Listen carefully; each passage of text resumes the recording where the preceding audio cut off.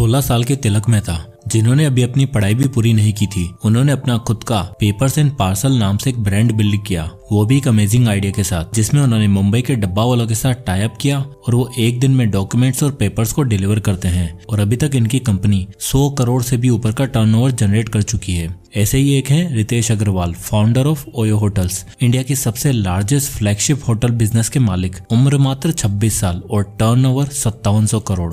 आखिर ये सब यंग लोग कौन है, क्या करते हैं? And the answer is business. आज की डेट में 13-14 साल तक के बच्चे अपना बिजनेस खोल रहे हैं। पढ़ाई के साथ साथ उनको बिजनेस की नॉलेज दी जा रही है। मुझे हमेशा से ये लगता था कि साला हमें ये सब क्यों नहीं पढ़ाया गया। पाइथागोरस थ्योरम और ट्रिग्नोमेट्री की जगह अगर सही से ये बता देते कि बिजनेस के बेसिक्स क्या हैं, प्रॉफिट एंड लॉस का एक्चुअल मतलब क्या है, तो कितना सही होता। पर वो कहते हैं ना, it's better late than never. तो आज मैं आपको जो बातें बताने वाला हूँ, जो लेसन्स और स्टोरीज आपके साथ शेयर करने वाला हूँ, उससे आपको पता चलेगा कि एक ब्रांड कैसे बिल्ड किया जाता है, क्या क्या इंपॉर्टेंट स्टेप्स चाहिए होते हैं एक सस्टेनेबल बिजनेस डेवलप करने के लिए। साथ ही इन लेसन्स में हम ऐसे बिजनेस की बातें करने वाले हैं जिनका प्रोडक्ट तो आप जरूर कंज्यूम करते होंगे पर उनकी स्टोरीज नहीं जानते होंगे। तो आज मैं आपको 7 ऐसे अमेजिंग बिजनेस लेसन बताने वाला हूँ जिन्हें सक्सेसफुल बिजनेसमैन लोगों ने फॉलो किया और आज इंडिया के सबसे बड़े बड़े बिजनेस में से एक है। So let's begin.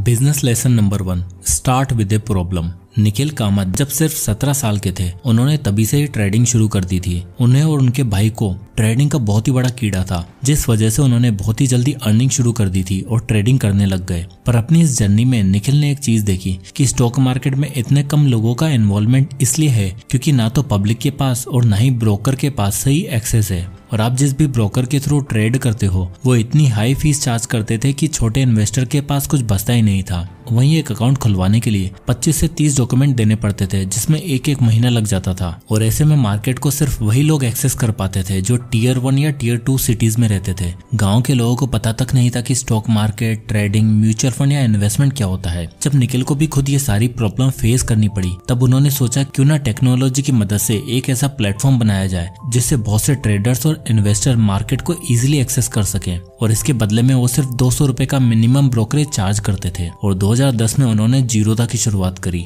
जीरो का मतलब जीरो और रोदा का मतलब रोद यानी रुकावट। तो जीरोधा का मतलब हुआ बिना किसी रुकावट के इन्वेस्ट और ट्रेड करो। और जो प्रॉब्लम इन्वेस्टर्स को और निखिल कामत को खुद ट्रेडिंग करते समय आती थी, उन्होंने ब्रोकरेज की इस प्रॉब्लम को कम किया और टेक्नोलॉजी की मदद से हर गांव, हर घर में सभी लोगों को स्टॉक्स और स्टॉक मार्केट का एक्सेस दिया। Business lesson number 2, customer focus approach. तो एक प्रॉब्लम आइडेंटिफाई करने के बाद, प्लान बनाने के बाद जिस चीज पे आपको सबसे ज्यादा ध्यान देना है वो है आपका कस्टमर। बहुत से बिजनेस और स्टार्टअप्स का फेल होने का सबसे बड़ा रीजन ये है, वो सिर्फ प्रॉफिट और अपने ऊपर ध्यान देते हैं। वो ये नहीं देखते कि वो अपने कस्टमर को और क्या वैल्यू दे सकते हैं। इसलिए आपके बिजनेस की कस्टमर फोकस्ड अप्रोच होनी चाहिए, यानी आपको वो सर्विस और वो प्रोडक्ट देना है जिससे एक कस्टमर पूरी तरह सेटिस्फाई हो सके। अब एग्जाम्पल के लिए अमेज़न का बिजनेस ही देख लो। पहले सिर्फ एक बुक स्टोर था, लोगों के पास सिर्फ बुक्स खरीदने का एक्सेस था। और तो और डिलीवरी और लॉजिस्टिक्स उस जमाने में कहाँ इतनी स्ट्रॉन्ग होती थी। लोगों को चाहिए था फुल सेटिस्फेक्शन। उन्हें सिर्फ किताबें ही नहीं बल्कि एक ऐसा स्टोर चाहिए था जहाँ उनकी जरूरतों का सारा सामान मिल सके जो उन्हें इजिली अवेलेबल नहीं हो पाता था। जेफ बेजोस ने कहा कस्टमर को जो चाहिए वो बनाएंगे, और फिर उन्होंने ए से लेकर जेड तक सारे आइटम्स अपने स्टोर पर लिस्ट किए और लोगों को वेबसाइट का एक्सेस दिया जिससे उन्हें घर बैठे बैठे सारा सामान मिल जाए। ऐसे उनका बिजनेस फैला, लोगों को अच्छा लगा। पर जैसे बिजनेस बढ़ा, एक प्रॉब्लम और सामने आई। लोगों को अपना सामान जल्दी से जल्दी चाहिए था, साथ ही बेस्ट क्वालिटी में। तो बेजोस ने कहा कस्टमर को जो चाहिए हम वो देंगे, और उन्होंने प्राइम मेंबरशिप की शुरुआत करी। अर्ली डिलीवरी और डिस्काउंटिंग बेनिफिट देके कस्टमर का अट्रैक्शन खींचा और उन्हें सेटिस्फाई किया। तो बिजनेस स्टार्ट करने के लिए प्रॉब्लम आइडेंटिफाई करने के बाद आपको जो अपना विजन रखना है वो पूरी तरीके से कस्टमर ड्रिवन होना चाहिए, ताकि आप उनकी जरूरतों के हिसाब से अपने बिजनेस को डेवलप कर पाओ और ग्रो कर पाओ। Business lesson number 3, innovation. तीसरा और अगला लेसन आता है जो आपको एक बिजनेस में सबसे ज्यादा जरूरी है, वो है इनोवेशन। देखो यार, क्या है ना, लोगों को ज्यादा टाइम एक ही चीज पसंद नहीं आती। उन्हें हर 6 महीने, साल भर में कुछ नया और एक्साइटिंग चाहिए होता है। अब ऐसे में ये जरूरी हो जाता है कि हर बिजनेस इनोवेशन के जरिए नए नए प्रोडक्ट्स और सर्विस इंट्रोड्यूस करे। एग्जाम्पल के लिए मुकेश अंबानी जी का ही बिजनेस देख लो। प्रोडक्ट मैनेजमेंट और इनोवेशन के मामले में इनका कोई कॉम्पिटिटर ही नहीं है। पहले क्लोथिंग, फिर टेलीकॉम और फिर ऑयल रिफाइनरी, और अब टेलीविजन और डिजिटल डिजिटल प्लेटफॉर्म्स, हर जगह मानो हमारे मोटा भाई का सिक्का चलता है। जियो की सिम एक ऐसा इनोवेशन था जिसमें कई कंपनीज को तो कंगाल कर ही दिया और कईयों को सोचने पर मजबूर कर दिया कि ऐसा भी हो सकता है क्या। भाई साहब, जियो की सिम का मानो ट्रेंड सा चल गया था। और फिर अंबानी जी को 2023 में दिखी एक और अपॉर्चुनिटी OTT प्लेटफॉर्म की। अब यार इंडिया में सबसे ज्यादा देखा जाने वाला स्पोर्ट है क्रिकेट, जिसके लिए आप इंडियन से कितना भी पैसा खर्च करवा लो करने के लिए तैयार हो जाएंगे। पर अंबानी जी ने जो जियो के साथ किया था वही किया जियो सिनेमा के साथ। IPL for free only on Jio cinema. 23,000 crore में राइट्स ओन किए और IPL 2023 की व्यूअरशिप को उस लेवल पर पहुंचाया जहां पे बड़े बड़े टेक जायंट्स और डिजिटल प्लेयर्स सोच भी नहीं सकते थे। टोटल 50 मिलियन की व्यूअरशिप, वो भी 2 से 3 महीने के अंदर। अब हुआ क्या, फ्री में देखने में लोगों को लगा कि क्वालिटी अच्छी नहीं होगी, बेकार कमेंट्री होगी, तो कोई क्यों ही देखेगा। पर अंबानी जी ने तो मानो एक ऐप में अपने पूरे स्टेडियम के दर्शन करा दिए। और जब इतनी सारी चीजें मिली तो उनके कस्टमर को भी वैल्यू मिली। पहले जहां लोगों को 400-500 रुपए खर्च करने पड़ते थे OTT प्लेटफॉर्म के लिए, वहीं अंबानी जी ने इस प्रॉब्लम का सोल्यूशन ढूंढा, कस्टमर को बेस्ट एक्सपीरियंस दिया और इनोवेशन की मदद से डिजिटल प्लेटफॉर्म के भी किंग बन गए। सो इनोवेट करो और डोमिनेट करो, क्योंकि क्या पता आपका कौन सा प्रोडक्ट स्काई रॉकेट कर जाए। Business lesson number 4, identify competition and have a strong competitive advantage. अगले 2 बिजनेस लेसन जो मैं आपको बताने वाला हूँ वो है कम्पिटिटिव एडवांटेज और बिजनेस एक्सपेंशन को लेकर। और इन दोनों लेसन में मैं आपको एक ऐसे बिजनेस के बारे में बताने वाला हूँ जो इंडियन मार्केट के सबसे बड़े जायंट मिस्टर रतन टाटा जी के टेक्सटाइल ब्रांड है, and the brand name is Zudio. Tata group का जूडियो नॉर्मल सा ब्रांड, नो शो ऑफ, कोई भी हाईफाई मार्केटिंग नहीं, प्राइम लोकेशन पर एक भी स्टोर नहीं, 999 से ऊपर का एक भी प्रोडक्ट नहीं है, फिर भी मात्र 6 सालों के अंदर 350 से ज्यादा स्टोर खोल चुके हैं और 3200 करोड़ की सेल कर चुके हैं। बड़े बड़े ब्रांड जैसे रिलायंस ट्रेंड, ज़ारा, H&M को टक्कर दे रहा है। सब परेशान है कि जो काम करने में इन्हें 10-12 साल लग गए वो जूडियो इतनी तेजी से कैसे ग्रो कर रहा है। इसका सबसे बड़ा रीजन है कम्पिटिटिव एडवांटेज। दरअसल बात यह है कि टाटा जूडियो शुरू से ही एक मोटिव के साथ उतरा कि हम फास्ट फैशन के कपड़े बनाएंगे जो आमतौर पर डेली के यूज होते हैं, जो कॉलेज स्टूडेंट और जेंजी पहना करते हैं। अब इन्होंने देखा कि इंडिया के मोस्टली कस्टमर वही ब्रांड पहनना चाहते हैं जो रिलायंस ट्रेंड, H&M और ज़ारा बेच रहे हैं। तो इन्होंने एक ऐसा स्टोर खोला जहां आपको मॉल जैसा फील मिले, बड़े बड़े ब्रांड जैसी क्वालिटी और लार्ज वैरायटी का फैशन मिलेगा। और प्राइस क्या, मात्र 49 रुपए से शुरू होकर मैक्सिमम 999 रुपए। जी हाँ, 999 रुपए से ज्यादा का कोई भी आइटम नहीं है इनके पास। Jeans, T shirt, shirt, shoes, सबके लिए सब कुछ, मॉल जैसा फील और फ्ली मार्केट जैसी प्राइस। अब जैसे ही टियर 2, 3, 4 की सिटीज के लोगों को ये पता लगा, उन्होंने भरमार लगा दी और ऐसे टाटा जूडियो ने बड़े बड़े ब्रांड से कंपटीशन ही खत्म कर दिया और हाईली सक्सेसफुल एडवांटेज बिल्ड किया। अब आता है बिजनेस लेसन नंबर 5,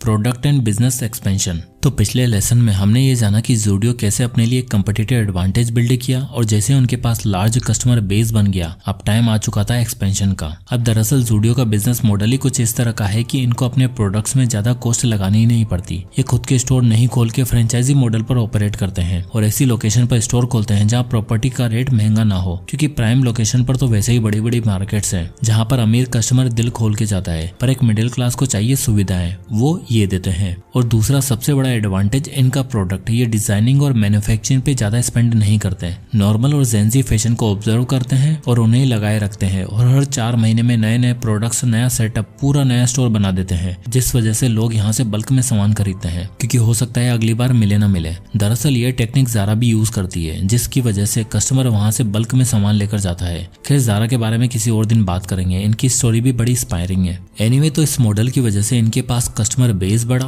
और अब चीजें सस्ती दाम पर मिलेगी तो लोग और भी ज्यादा आएंगे। इसके लिए इन्होंने बड़े बड़े स्टोर्स बनाए, जिनसे हुआ ये कि 2018 में सिर्फ 7 स्टोर से 2023 तक इनके 404 स्टोर हो गए। 6 सालों के अंदर अंदर इतना तेज एक्सपेंशन और 100% कस्टमर सेटिस्फेक्शन, ये होता है रियल बिजनेस गेम, जिसको जूडियो ने बहुत ही जल्दी क्रैक कर लिया एंड स्टिल ये बहुत ही तेजी से ग्रो कर रहे हैं। अब आता है business lesson number 6, pivot and preserve. Business दुनिया में सबसे इंपॉर्टेंट लेसन या कह लो प्रिंसिपल है, वो है पिविट एंड प्रिजर्व, यानी अपॉर्चुनिटी को पिविट करो, उन्हें राइट टाइम पर एक्ट करो और उन्हें प्रिजर्व करो। तो बात है 1941 वर्ल्ड वॉर के टाइम की। गुजरात से कांजीबाई देसाई नाम का एक गुजराती यूएस जाता है बिजनेस के लिए। अब होता क्या है कि वहाँ पर जापान के द्वारा हार्बर पर अटैक हो जाता है, जिस वजह से जापानीज और अमेरिकन में वॉर छिड़ जाती है। लैंड के प्रॉपर्टी सबका भारी नुकसान होता है और अमेरिकन गवर्नमेंट अमेरिका में रह रहे जापानीज लोगों को कैंप्स में शिफ्ट कर देती है। अब ऐसे में कांजीबाई देसाई को डील मिलती है 32 रूम के एक होटल की जो एक प्राइम लोकेशन पर था और वो उन्हें 90% डिस्काउंट पर मिल रहा था। उन्होंने सोचा वॉर का टाइम है तो कोई नहीं आएगा तो क्या हुआ,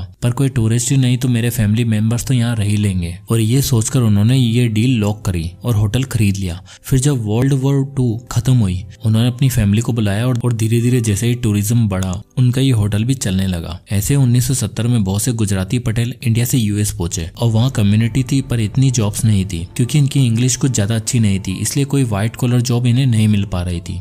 पर हुआ क्या कि उन दिनों यूएस में पेट्रोल की काफी शॉर्टेज चल रही थी जिस वजह से हाईवे पर ज्यादा गाड़ियां नहीं चलती थी, लोग ट्रेवल कम कर रहे थे और इसी वजह से मोटर्स की प्रॉपर्टी बहुत सस्ते दाम पर मिल रही थी। तो गुजराती पटेल्स ने लोन्स की मदद से उन मोटर्स को एक्वायर करना शुरू किया और वहां पर सारे स्टाफ को हटाकर खुद ही काम करने लगे और अपने परिवार को ही सारी सर्विस पर लगाया। एंड फाइनली पेट्रोल क्राइसिस खत्म हुई, मोटर्स का बिजनेस चलने लगा और गुजरातियों की लॉटरी लग गई। और हाल ये है कि आज यूएस में टोटल 52,000 होटल्स और मोटल्स हैं जिनमें से 23,000 सिर्फ गुजरातियों के पास है, जिसमें इन्होंने 6 लाख लोगों को एम्प्लॉयमेंट दे रखा है जो कि यूएस की जीडीपी में एक बहुत ही बड़ा कंट्रीब्यूशन देता है। अब आता है last business lesson number 7, effective advertisement and story telling. Last and most important lesson, effective advertisement and story telling. Gujarati और बिजनेस का मानो एक खासा सा रिश्ता है। मेरे ख्याल से जो माइंडसेट और डिटर्मिनेशन गुजरातियों के बिजनेस को लेकर है वो शायद ही किसी और कम्युनिटी का हो। अपनी स्टोरी टेलिंग और एडवर्टाइजमेंट स्किल से ये हर किसी को लुभा ही लेते हैं। ऐसे ही एक कहानी है करसन भाई पटेल की,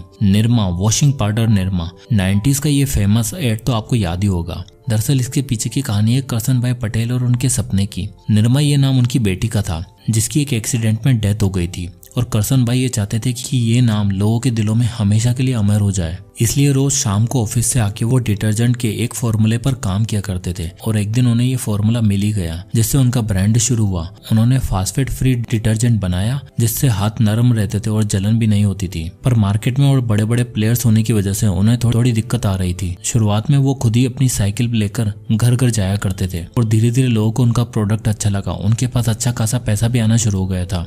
इसके बाद उन्होंने स्केल अप किया और सोचा कि कौन सा तरीका अपनाऊं जिससे हर घर में मेरा ये प्रोडक्ट पहुंचे।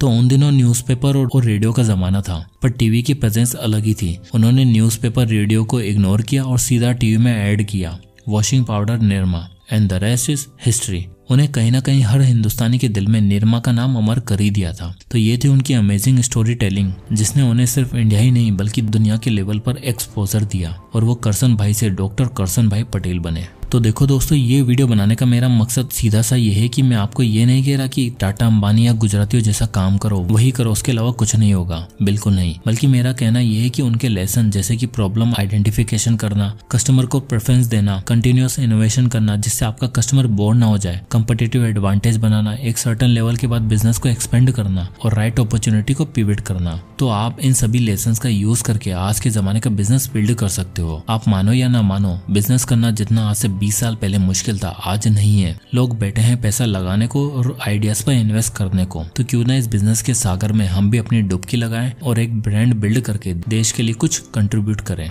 जय हिंद।